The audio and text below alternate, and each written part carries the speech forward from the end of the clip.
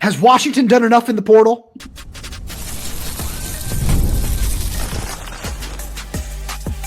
You are Locked On Huskies, your daily podcast on the Washington Huskies, part of the Locked On Podcast Network, your team every day. Welcome back in to another edition of the Locked On Huskies podcast. I'm Roman Tomashoff. That's Lars Hanson. He's site editor with Athlon Sports' Inside the Huskies. I'm the site editor with Huskies Wire. Thank you for making this your first watch or first listen today, as we are part of the Locked On Podcast Network, your team every day. And today's episode is brought to you by Game Time. Download the Game Time app, create an account, and use code LOCKDOWNCollege for $20 off your first purchase. Lars, we got a really fun show coming at all the everydayers today. Stick around for the end, where we've got a chat with our buddy Zach Seyko of Locked On Nittany Lions, who jumped on to give us a little bit more insight on Omari Evans. It's a great conversation, so make sure you stay tuned for that. We're going to be talking about some of our biggest concerns about Washington's roster or Washington's coaching staff, whatever it might be, one way or another. We'll get there. Make sure you stay tuned because, Lars, the big question of the day, and it's a fun, multi-layered question that I'm sure everybody has their own opinion on, which is why we wanted to make sure we got this in. So got any questions, comments, concerns? We want to hear your take. Drop it right down below in the comment section. Lars, has Washington made enough improvements in the transfer portal before 2025?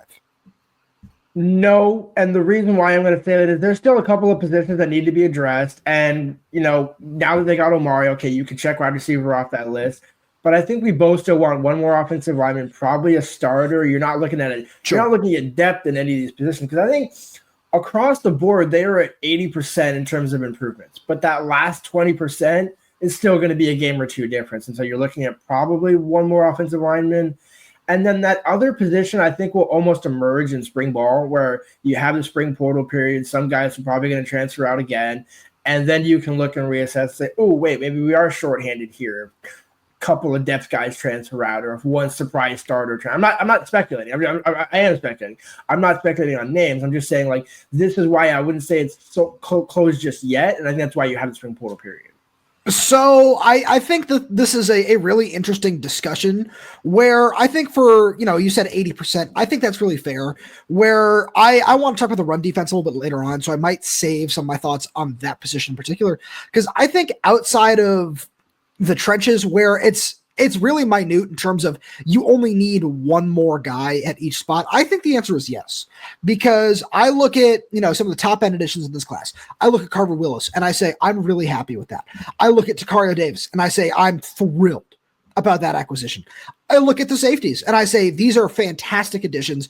Alex McLaughlin is a guy I cannot stress enough how excited I am about that. And I continue to look all over the roster.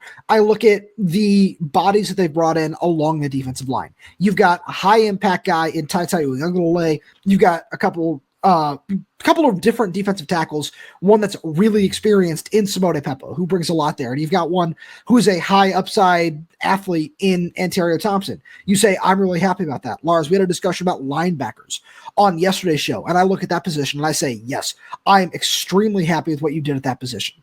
There are still minor holes that need to be filled. I absolutely agree with you there on the offensive line, maybe one more on the defensive line, just to make sure the depth is really solidified there.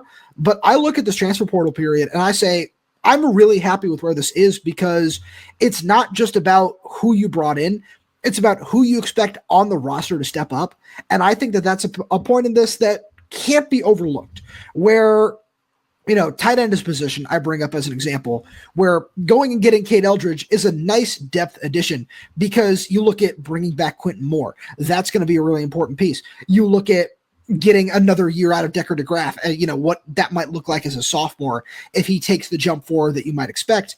Wide receiver being the same thing, where, bringing in Omari Evans is a really, really strong addition, but it's not necessarily you don't need to go out and get a high-end wide receiver in the portal, because you look behind him and you say, hey, we hope Kevin Green is going to be a lot better this year. We hope Rasheed Williams is going to get a lot better this year. So I look at that in its totality and I say, I'm happy with this, because the coaching staff is certainly excited about the pieces that are already on the roster. No, and that I completely agree with that in terms of, if you look at offensive line, we're big fans of Pocky Finau and Zach Henning, and there's a bunch of young guys in that mold. But I think this past season showed you can never have enough offensive linemen, especially veterans. And that's almost in a way, kind of what I'm looking at. Well, let's say it's right guard or left guard. We'll just say for the argument right guard. Because you look at it and say, okay, if Guerin / Pocky is your left, that's fine. But then somebody's still got to be on the right. And even if Zach Henning is that guy, which I don't doubt that he is, you still want to have a veteran competing and pushing. Because otherwise, who are you competing with if you have Pocky and Guerin at left? I'm not saying you can't switch them both over to right, but it's almost like, well, who you want to have somebody else either ahead of him or behind him in that same mold. And I think there's enough guys in the portal where I was looking at it. There's two guys off the top of my head that I want to bring up. Rocco Spooner from Notre Dame, and there's a Roderick, I'm going to butcher the last name, from Washington State. Yeah. Both guys have over 800 snaps and under 3 sacks allowed. And with 1 year left, that's what you're looking for with Rocco in particular, where you're just looking for a guy who kind of was a spot starter at Notre Dame, wasn't a 4-year letterman, wasn't a this or that, but was a top, I think 150 or 200 player when he came out of high school. So it's a good talent, but it's similar to Guerin, where if one of the younger guys ends up usurping him in week 7 or 8, neither of those guys are going to care because, well, look, I'm just here to show that I can make it at another program, maybe get some NFL training from Jedd Fisch and Brennan Carroll, and then go to the NFL. That's all you're looking for in that position. So same thing with Omari Evans, where you're just getting a solid receiver. You're not getting a burner, number 1, go deep, 1,200 yards and 10 touchdowns. You're looking for a guy to just give a little more solidification so that way you don't go into it, like what you had last season where you're playing a lot of young guys, and there's a reason why you're playing a lot of young guys. So the one thing I push back on is just the burner statement there, where he's absolutely going to be that stretch the field kind of guy, where, again, stay tuned for our conversation with Zach Seyko. He does a fantastic job breaking that down, where he averaged 19.8 yards per catch at Penn State this last season. So he's going to be able to stretch the field, but you're, in terms of somebody who's going to be a target hog, I think is probably the term I would use, where, yeah, you don't need him to come in and, hoard 70, 80, 90 targets, where he's just going to be a perfect complementary piece of the offense, which is, I think, a perfect representation for the majority of the guys that you brought in, which is okay, which is exactly what you want. And why I feel really happy about where this class is, because outside of the offensive and defensive lines, where I think you did solid, you did solid enough. I'd give it a B-, right? Where Taitai Uiagalelei is exactly what you needed in terms of a defensive end, might move inside, might play outside linebacker sort of guy. You've got a just guy that can eat up snaps in the middle in Simote Pepa. And on the offensive line, you did what you needed. You got an impact tackle. You need to find more, but you got an impact tackle, which is exactly what you look for. And outside of that, you got your high-end pieces. Your Tacario Davis, your Alex McLaughlin, your CJ Christian, who could be a nice piece in the rotation there. You got your impact players at linebacker, but that's where you needed them. And then you look at the positions where you didn't, where you're confident in the guys on the roster, and you say, okay, yeah, this was supplemented nicely. That was supplemented really nicely. And it gives, it's like we keep saying with Omari Evans, it gives everybody else on the roster a chance to grow. Where, running back is the one that you can look at and say, yeah, they didn't make any additions there, because you don't need it. You want to give Adam Muhammad that space to grow. You want to give all the other younger guys on the roster that space to grow, which is why I'm really excited about what this is going to be, because you didn't need to go hit a home run. And, if you're bringing in 3 high impact defensive tackles, yeah, that's why it's, a B-, C+ range, not an A. Like that's kind of where the grading system comes in. But outside of those positions, you didn't need a whole bunch of high impact talents, where getting Tacario, yeah, you needed a number 1 corner. Who doesn't want to go get a potential first round NFL talent kind of player? You really needed that second impact safety alongside Mikel Esteen while you continue to bring along the younger guys. So you did well at the positions you really needed. And you also at the same point did solid, if that makes sense, at some positions where you're still really counting on young guys behind them with 3-4 years of eligibility remaining to step up and really just show that development that you want to see from them in 2025, which, Lars, let's talk about the other side of this. Let's talk about where we're still concerned and have some questions before spring ball. which we'll get to right after a message from our good friends over at Game Time. Attending NFL playoff games and experience like no other. The energy, the excitement, and the connection with other fans is unmatched.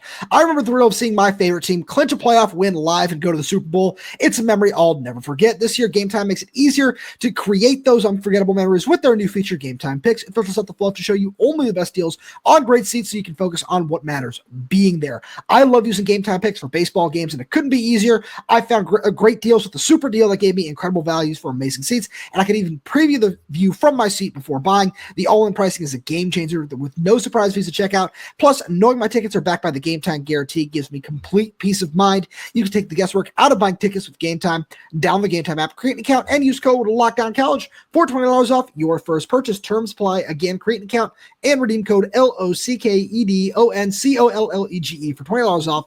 Download Game Time today. Last minute tickets, lowest prices guaranteed.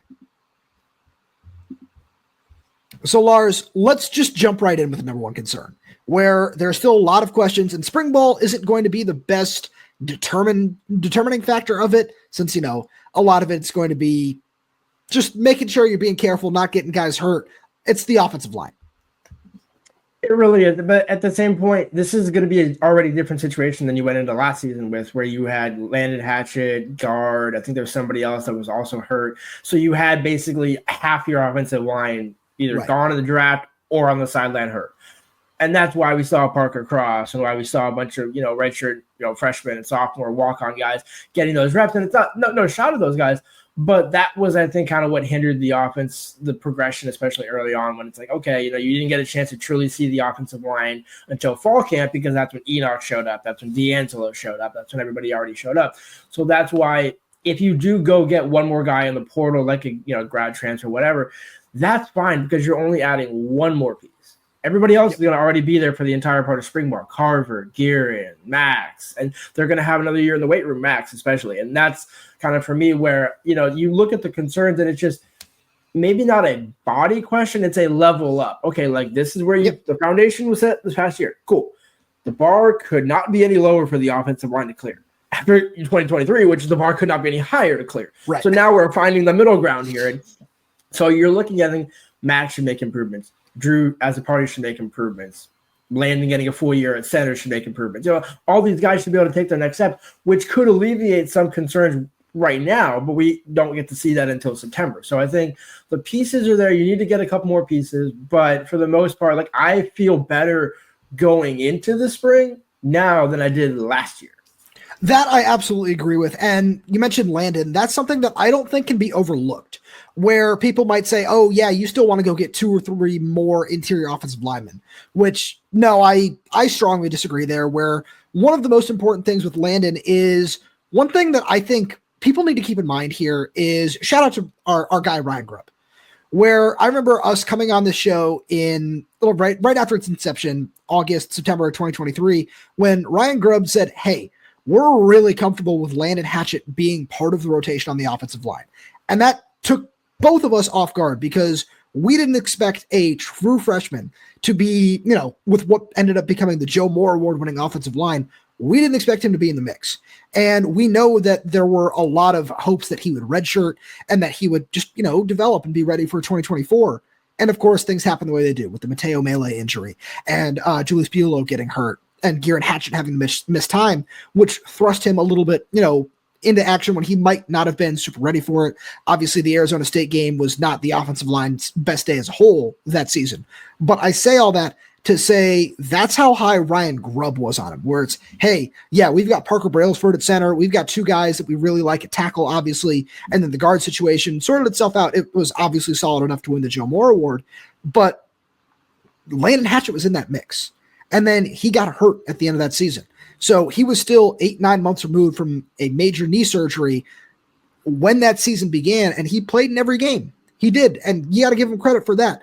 So with a full offseason in the weight room, not recovery, not working to get back to where you were, a year to say, all right, now that I am fully recovered, I can use this offseason weight training to get right and improve and get better for 2025 when I'm going to move back to my natural position of center.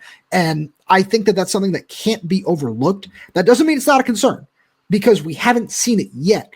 But I want to emphasize that part of all this when it comes to the offensive line to say, I know that there are going to be concerns about Landon just in terms of, hey, how is he going to fit at center? I think that with everything we knew about him with the previous coaching staff, Ryan Grubb especially, who was never one to mince words about guys, to where Landon is right now, that is something I would be confident in moving forward.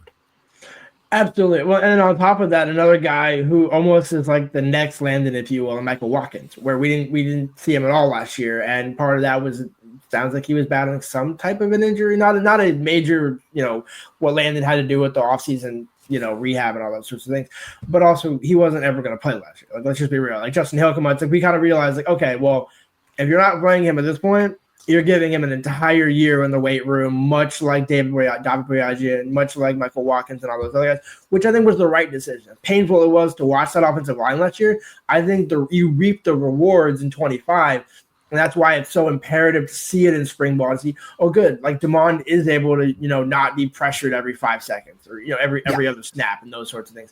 Because when we saw DeMond, and this will kind of loop it all in together, like all the pieces are there, I think, on offense. Maybe you add one more guard, maybe you don't. I prefer to, and that's kind of where the concern is. But like all the pieces are there, but in order for it to come together quicker and better going into fall camp, it has to start in spring ball. Like that's what spring ball is for. You're using that as building off of the foundation, working Carver in the transfers in, and then same thing on defense where you wanted to kind of talk about the run game where at least you got the bodies to figure it out. Now you got to pair Ryan Walter's scheme with the big hogs that you got. You can't have one without the other. You can't get the hogs and then have you and me as defensive coordinator. As good as ideas we have, like I defer to Ryan Walter. So in that same mold, you go and get a former head coach who's a well-touted defensive coordinator. It has to mirror together in spring because if you wait till the fall, then that 2-week period in the first 2 weeks of camp basically becomes an entire month of crash course knowledge.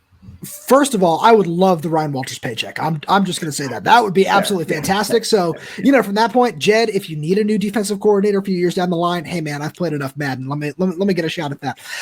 But no, in all seriousness, I look at what changes are going to be made when it comes to the run game.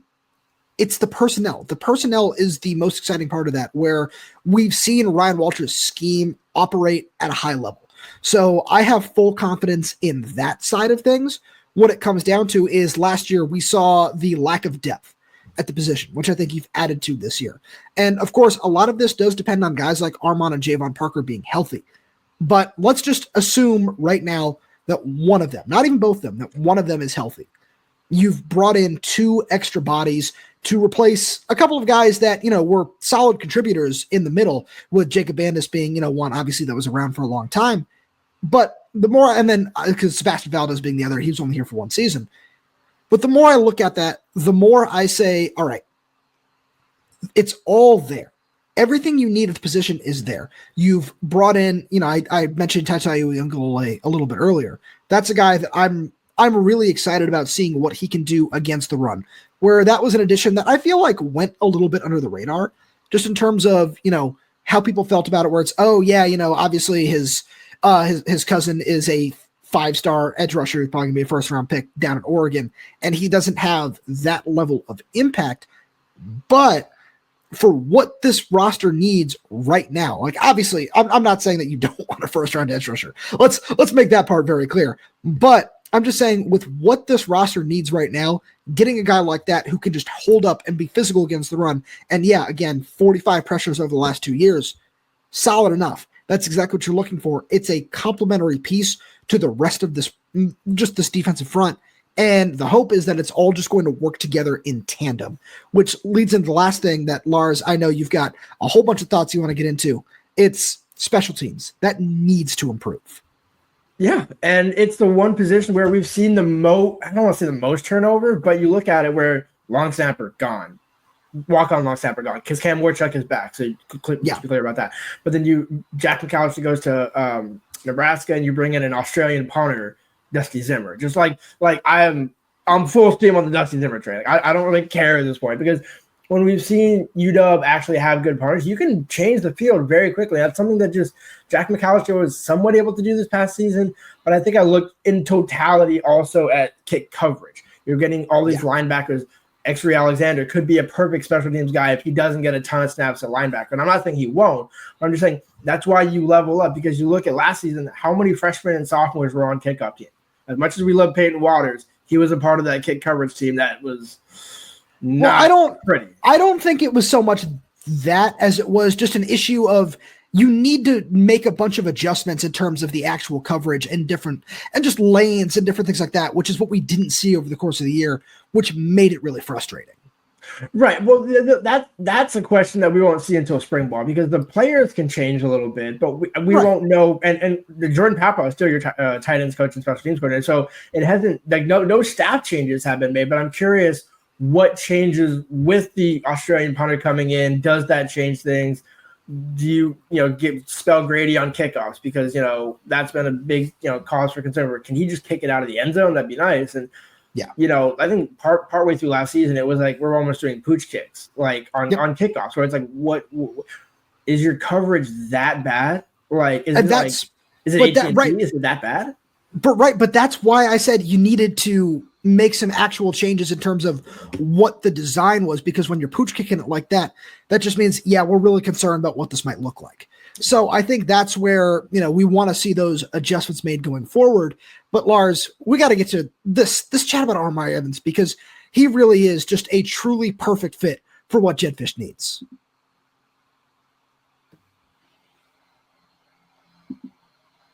And we're now joined by the one and only Mr. Zach Seyko of Locked On Nittany Lions. Zach, I'm so excited to have you here, man. Thank you so much for joining us, because we have to talk about Omari Evans. Washington, as you know, has had a little bit of turmoil at the wide receiver position this offseason with the acquisition and dismissal of Jonte Cook, and then Omari Evans enters the transfer portal for his final season of eligibility, and he's coming to Washington. So we had a nice little text exchange, and I said, got to get you on here. We got to just dive into him a little bit more, because there's nobody better to just give us a little more backstory on what he brings to the table than you. Well, and I appreciate that, and I'm happy to be here to talk about Omari Evans. So Omari Evans had pretty high expectations within the confines of Penn State. Originally, when he was part of the class of 2022, there was the expectation that because he was a quarterback that turned wide receiver. So all the athleticism was there, the potential. He just understood the game very well. It just never fully materialized. I'm not saying that he had the opportunity to be a 5-star wide receiver, but just discourse that I had with people that were around the program and just talking to coaches at the time, that he was on the right trajectory to be something special. That never happened. That never ultimately happened. He kind of settled into this role player type of guy. He was a starter this past season, and it just never fully became that he was a reliable option. It was basically, he was a guy that kept the safeties honest, coverage on, and that's valuable. That is valuable for what Penn State needed. Speed is his number one attribute. He is going to be one of the fastest players, if not the fastest player on Washington's roster next season.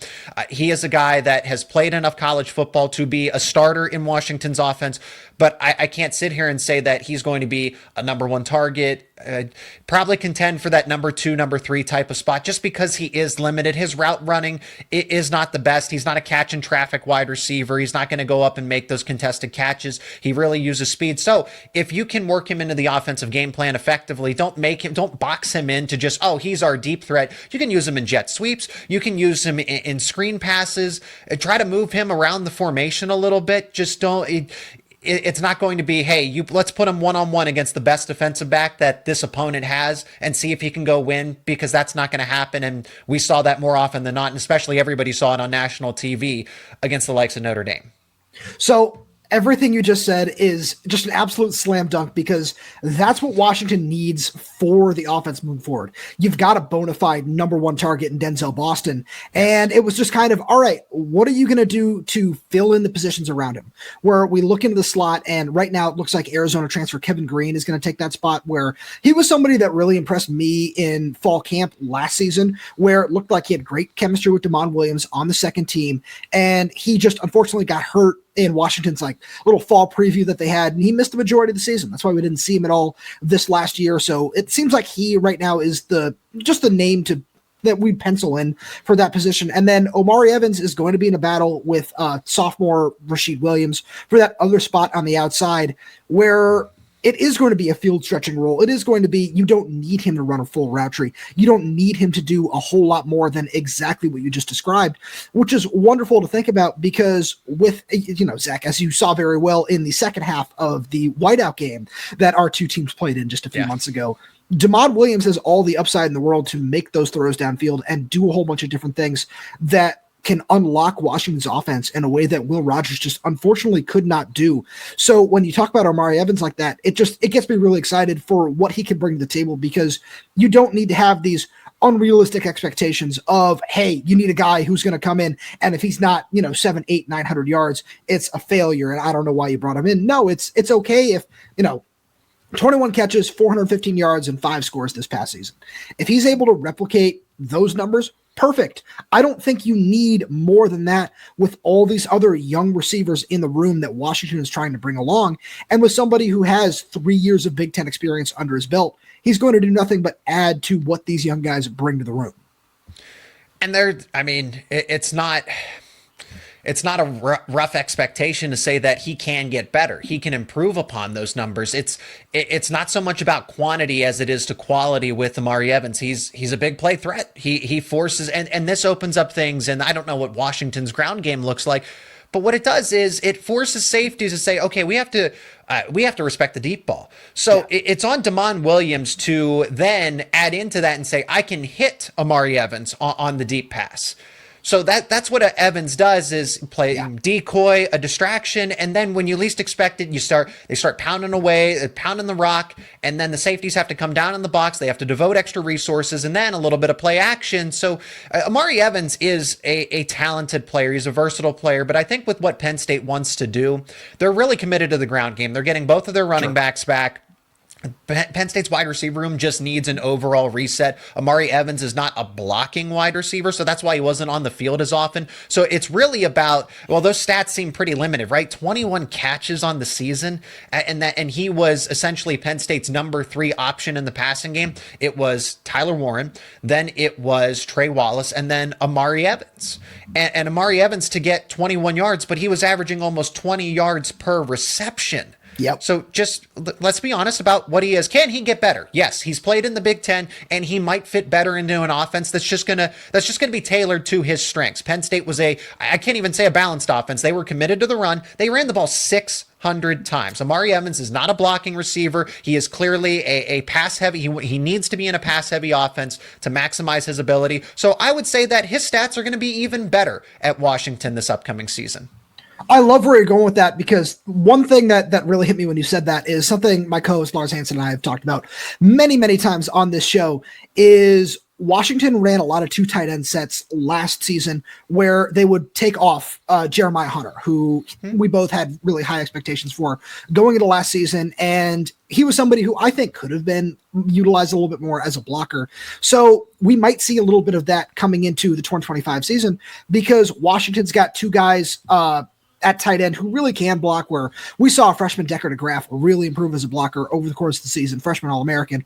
But Washington is getting back honestly, in the Pac-12, he's one of the better blocking tight ends that we had seen, and that's Quentin Moore, where he missed basically all of last season with a knee injury, so he's got an extra year coming back, and he's going to be 60 or senior at this point in time. So having that kind of threat out there for what's going to be a really exciting, really dynamic running game with not only DeMond Williams and Jonah Coleman returning, but sophomore Adam Muhammad, who's I'm so excited about what this running game can do just a little bit differently with both of those guys back there alongside DeMond Williams. Like all of that is really, really exciting.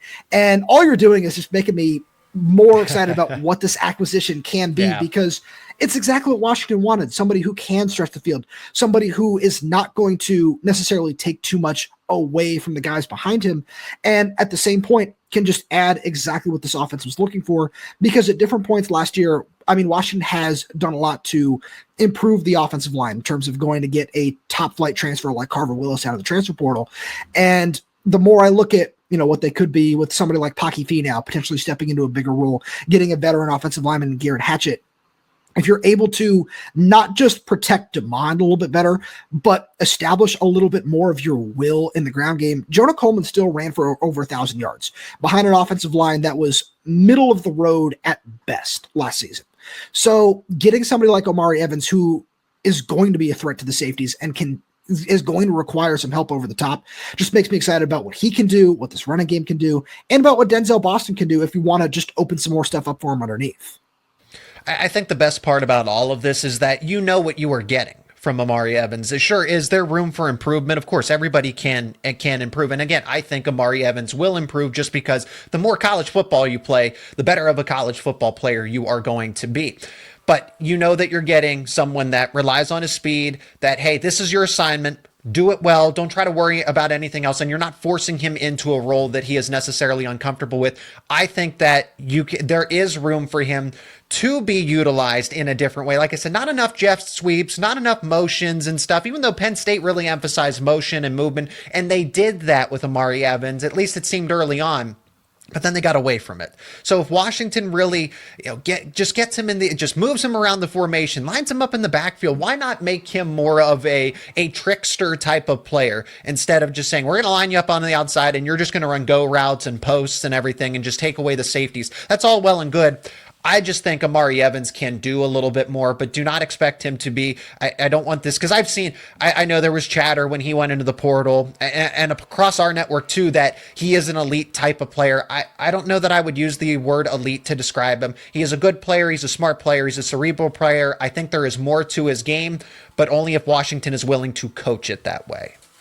Zach, thank you so much for joining us. Thank you to all the everydayers tuning in. We really do appreciate your support. We got so much more fun stuff coming for you like this throughout the offseason. So please make sure you subscribe wherever you get your podcast, whether that's YouTube, Spotify, Apple Music, Amazon Music. We're there. We're everywhere. We're updating the channel with new content every single day. So please make sure you hit that like button, click the little bell, so you never miss when we post a new video. If you have any questions, comments, concerns, drop right down below in the comment section. And if you're audio only, please, if it's 5-star reviews, it does help us out a lot. Thank you so much for tuning in, and we'll talk to you on Monday.